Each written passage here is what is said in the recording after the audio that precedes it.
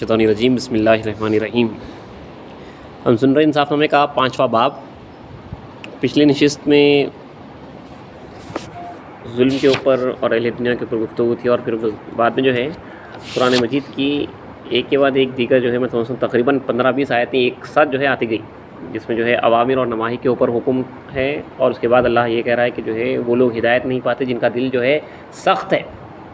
دنیا کی محبت کی وجہ سے، اور خدا سے غافل ہونے کی وجہ سے اللہ نے جن کا دل سخت کر دیا، وہ اندھے ہیں، وہ بہرے ہیں، ان کو ہدایت نہیں ملتی۔ تو حضرت یہاں پہ بار بار وجبر رہی ان کے سامنے جو ہے آپ قرآن سنا لو، جن کا دل جو ہے دنیا کی محبت میں ہرس میں جو ہے مشغول ہے، ان کے اوپر جو ہے کوئی واعظ و بیان جو ہے نصیحت نہیں کرے گا، اگرچہ کہ تمام قرآن احادیث مشائخین کے قول میں اسلام اور جانان میں اسلام کے نقول پڑھے تو بھی جو ہے ان کو کچھ فائدہ نہیں ہوگا جو دنیا کی محبت میں ملوث رہتا۔ اور پھر قرآن مجید سے یہ بتایا گیا کہ جب جو ہے اللہ واحد کا ذکر کیا جاتا ان کے جو ہے ان کو جو ہے وہاں پہ سکون نہیں ملتا۔ پھر اس کے بعد جو ہے دنیا اور اہل دنیا کی حکایت اور بیکار باتیں اگر ان کے سامنے کی جائے تو جو ہے کان لگا کے خوشی خوشی سنتے ہیں اور راحت حاصل کرتے ہیں۔ دنیا داروں کی صفت بتائی گئی۔ اس کے بعد بہت اہم مثالیں دی گئی، وہ پھر سے دوبارہ پڑھتے ہوئے جو ہے آگے بڑھتے ہیں۔ اہم مثالیں دی گئی کہ کیوں نہ ہو گوبر کے کیڑے کے لیے گل و گلزار کی بو اس کی ہلاکت کا سبب ہوتی ہے۔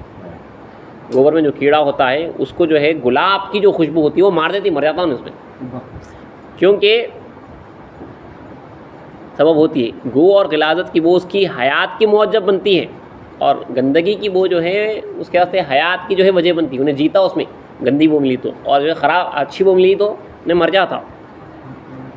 اور اسی میں اس کو فرحت حاصل ہوتی ہے۔ تو دنیا کی مثال دیکھیے بتائی گئی ہے کہ گندگی کے مانند ہے، اور وہ کیڑا جو دنیا میں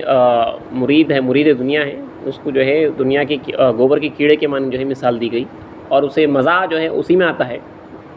اور اسے بے چینی اور بے قراری جو ہے گل اور گلزار کی جو ہے بو میں ملتی ہے، مطلب خدا کی طرف سے وہ آ نہیں سکتا۔ پھر شیخ فرید الدین عطار رحمۃ اللہ علیہ کی جو ہے ایک حکایت بھی پیش کی گئی کہ جو ایک مہتر ڈولنا صاف کرنے والا عطاروں کے محلے سے گزرتا، پرفیوم والوں کے محلے سے جو گزرتا ہے، وہاں پہ جیسے گزرتا بے ہوش ہو کے گر جاتا، عطاراں اور بہت سارے جو ہے اس کے اوپر عطر وغیرہ جو ہے ڈالنا شروع کر دیتے تاکہ جو ہے وہ ہوش میں آ جائے، اور زیادہ بے ہوشی طاری ہوتی اس کے اوپر، جان کنندی کی حالت ہے۔ وہاں سے ایک حکیم گزرتے رہتا،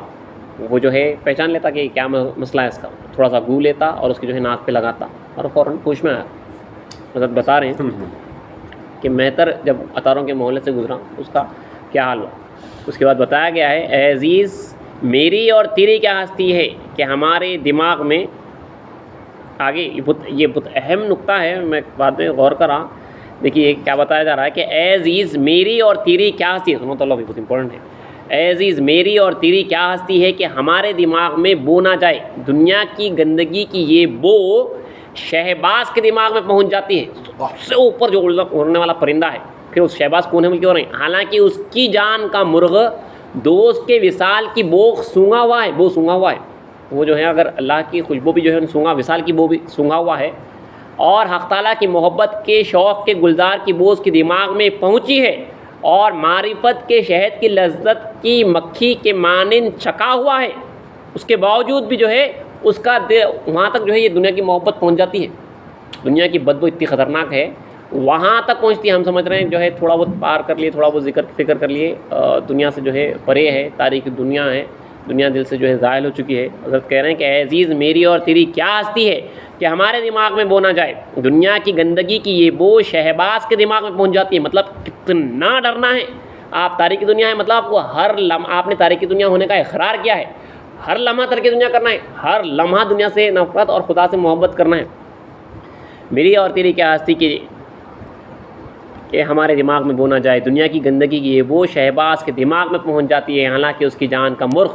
دوست کی وصال کے باغ کی بو سونگا ہوا ہے، اور حق تعالیٰ کی محبت کے شوق کے گلزار کی بو اس کے دماغ میں پہنچی ہوئی ہے، اور معرفت کے شہد کی لذت شہد کی مکھی کے مانند چکا ہوا ہے، اور اس کے دل کا صحن بتوں کی گڑبڑ اور اغیار کے غبار سے پاک و صاف ہوتا ہے، اس کو بھی پہنچی ہے۔ میں کیا چیز ہوں کہ میرے دماغ میں دنیا کی بو نہ پہنچے، کتنا بچنا ہے، ترک دنیا کا اقرار کرے بعد بھی جو ہے اس کو بار بار روزانہ بچنا ہے۔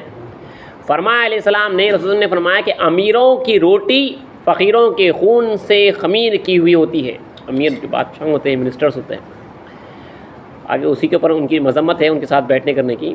اور فرمایا علیہ السلام نے تم امیروں کی سفید روٹیوں پر دھوکہ نہ کھاؤ، پس تحقیق کہ وہ مسلمانوں کے خون اور مظلوموں اور ان کے مظالم سے ملی ہوئی ہے۔ آج کی منسٹر سمجھیے، فرمایا علیہ السلام نے جو بادشاہوں کے دسترخوانوں سے کھانا کھائی، فقراؤں کے واسطے خاص طور پہ احتیاط کرنا ہے سو، رسول اللہ نے فرمایا کہ جو بادشاہوں کے دسترخوانوں سے کھانا کھائے تو اللہ تعالیٰ اس کے ہر دو لبوں کو آگ کی خینچوں سے کاٹے گا۔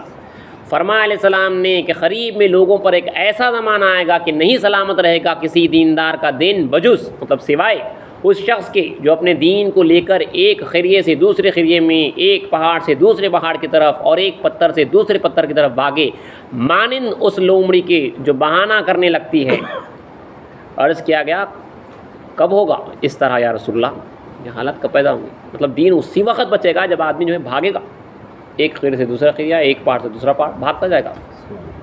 رسول اللہ نے فرمایا، رسول سے پوچھا گیا یہ کب حاصل ہوگا، یہ کب ہوگا، یہ وقت، یہ کب آئے گا ایسا زمانہ؟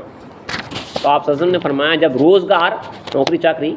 سوائے خدا کی معصیت کرنے کے نہ ملے، نوکری صرف جو ہے خدا کی نافرمانی کرنے سے ملے گی، کہیں نہ کہیں جو ہے اس کی نوکری میں جو ہے اللہ کی نافرمانی آ جائے گی۔ جب روزگار سوائے خدا کی معصیت کرنے کے نہ ملے، ایسا جب آئے گا وقت تو اسی وقت اس شخص کا دین اسی وقت پہ بچے گا جب وہ بھاگے گا یہاں سے، ہجرت پہ ہجرت کرتا رہے گا۔ جب یہ وقت آئے گا، رسول اللہ فرما رہے ہیں جب یہ وقت آئے گا تو بغیر عورت حلالہ کے رہنے یعنی بے شادی کے رہنے حلال ہو جائے گا، بغیر شادی کے رہنا حلال ہو جائے گا۔ عرض کیا یا رسول اللہ وہ زمانہ کیسا ہوگا حالانکہ آپ نے نکاح کرنے کا حکم دیا ہے؟ بول رہے ہیں کہ ایسا زمانہ آئے گا جو ہے بغیر نکاح کرنے کے رہنا جائز ہو جائے گا، کیونکہ تو فرمایا جب یہ وقت آئے گا، رسول اللہ سے پوچھا گیا آپ نے تو جو ہے نکاح کرنے کا حکم دیا، تو فرمایا جب یہ وقت آئے گا تو ہلاک ہوگا آدمی، مطلب گمراہ ہوگا آدمی اپنے ماں باپ کے ہاتھوں پر، اگر ماں باپ نہ ہوں گے تو اپنی عورت اور بچوں کے ہاتھوں پر،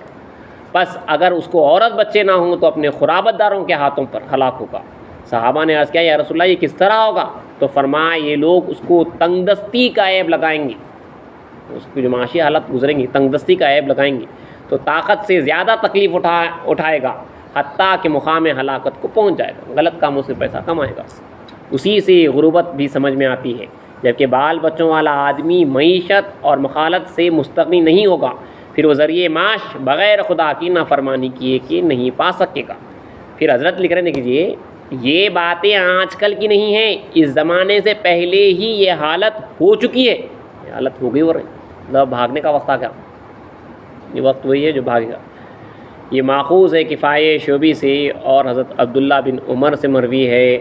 کہا میں نے رسول اللہ صلی اللہ علیہ وسلم سے سنا فرماتے تھے تحقیق شان یہ ہے کہ قریب میں ہجرت کے بعد ہجرت ہوگی، رسول اللہ کے زمانے میں ہجرت ہوئی تھی، پھر بعد میں پھر ہجرت ہوگی، بول رہے ہیں وہ اسلام کا زمانہ ہے۔ بس نیک لوگ ابراہیم علیہ السلام کے مقام ہجرت کی طرف جانے والے ہیں، اور ایک روایت میں ہے کہ اہل زمین کے نیک لوگ سب سے زیادہ پابندی کرنے والے ہیں مقام ہجرت ابراہیم کی، اور رہ جائیں گے زمین میں اہل حرص کے شریر، نگل جائے گی ان کو ان کی زمین کہ فدیہ میں دیتی ہے، ان کو حشر کیے جائیں گے وہ لوگ بندروں اور سوروں کے ساتھ۔ اور مدارک میں اس آیت کے نیچے لکھا ہے وہ آیت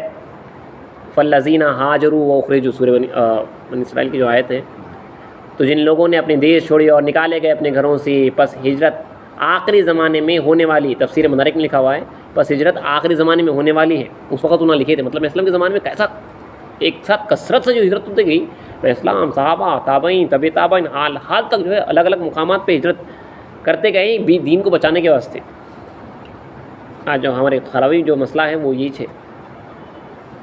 تو اس آیت کے تحت لکھا ہے کہ پس ہجرت آخری زمانے میں ہونے والی ہے جیسا کہ تھی ابتدائے اسلام میں۔ تفسیر زاہدی میں اس آیت کے تحت لکھا ہے فرمان خدا ہے کہ تحقیق جو لوگ ایمان لائے اور جن لوگوں نے ہجرت کی اور اللہ کی راہ میں جہاد کیا، وہی لوگ اللہ کی رحمت کے امیدوار ہیں، اور اللہ تعالیٰ اور اللہ بخشنے والا مہربان ہے۔ اور ہجرت باقی ہے، منسوخ نہیں ہوئی۔ دوسرے لوگ کہتے ہیں غیر مذہبیاں کہ ہجرت منسوخ ہو چکی ہے، بعض لوگ کہتے ہیں کہ ہجرت منسوخ ہو گئی، رسول اللہ صلی اللہ علیہ وسلم کے پاس میں ہجرت تھی مکہ سے مدینہ آنا، اس کے بعد ہجرت منسوخ۔ ہجرت جو ہے تا قیامت جاری ہے، ہمارے پاس کا جو ہے ایمان ہے، اس لیے کہہ رہے ہیں کہ اور ہجرت باقی ہے، منسوخ نہیں ہے۔ اور دلیل ہے اللہ کے کلام سے کہ بجز ہجرت کے رحمت کی امید نہیں، اللہ کے کلام میں ہے دیکھیے ہجرت کے سوائے جو ہے رحمت کی امید نہیں، مانند قول اللہ تعالیٰ کے اور جن لوگوں نے اللہ کی راہ میں ہجرت کی بعد اس کے کہ وہ ظلم کیے گئے، تو البتہ ہم دنیا میں ان لوگوں کو ایک اچھے مقام میں جگہ دیں گے اور آخرت کا اجر زیادہ بڑا ہے۔ اگر جانتے وہ لوگ جنہوں نے صبر کیا اور اپنے رب پر توکل کرتے ہیں، مانند قول اللہ تعالیٰ کے کہ کہہ دے اے میرے وہ بندو جو ایمان لائے، تم اپنے رب سے ڈرو ان لوگوں کے لیے جنہوں نے اس دنیا میں احسان کیا، نیکی ہے اور اللہ کی زمین کشادہ ہے، صابرین ہی پورا بے گنتی اجر دیے جائیں گے۔ یعنی دنیا میں اللہ کی اطاعت کی، اس کے معنی یہ ہے کہ جن لوگوں نے دنیا میں نیکی کی تو ان کے لیے آخرت میں نیکی ہے، اور یہ نیکی جنت میں داخل ہونا ہے، یعنی یہ ایسی نیکی ہے کہ اس کی تعریف نہیں کی جا سکتی۔ اور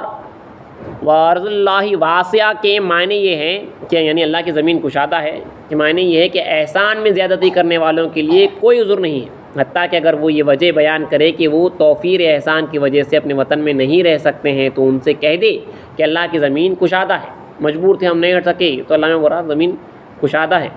اور بہت سے شہر ہیں، پس تم دوسرے شہروں میں منتقل ہو جاؤ، اور انبیاء و صالحین کی اقتداء ان کی ہجرت میں کرو کہ وہ احسان میں ان کے احسان تک اور طاعت میں ان کی طاعت تک ترقی کر سکیں، اور صابرین ہی ہے جو وطن اور خرابت داروں کی مفارقت کا غصہ پینے اور تکلیف برداشت کرنے پر اللہ کی اطاعت اور ازدیاد یاد خیر میں پورا بدلہ بے حساب دیے جائیں گے۔ کتنا برداشت کرنا پڑتا ہے ایک مقام سے دوسرے مقام پہ جب ہجرت کر لیتے، اپنے رشتہ دار، اپنے خرابت دار سب کا جو ہے ان کی جو مفارقت ہے، جو دوری ہے، اس کو پی جانا، غصہ پی جانا، برداشت کرنا تکالیف کو۔ اور حضرت ابن عباس صلی اللہ علیہ وسلم سے مروی ہے کہ حساب کی وہاں گنجائش ہی نہیں ہے، جب بے حساب دیے جائیں گے حساب کی گنجائش ہی نہیں ایسے لوگوں کے واسطے۔ انشاءاللہ آگے اگلی نشست میں پڑھا جائے۔ روزگار کا کیا ہوتا ہے جو جاب کا روزگار